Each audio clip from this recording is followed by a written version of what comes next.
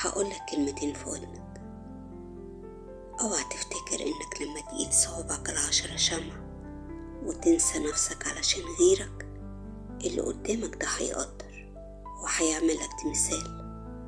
لا خالص، تبقى مغفل، علشان مع الوقت ده هيتحول لفرض عليك. وخدها قاعدة كده، محدش بيطمر في حاجة.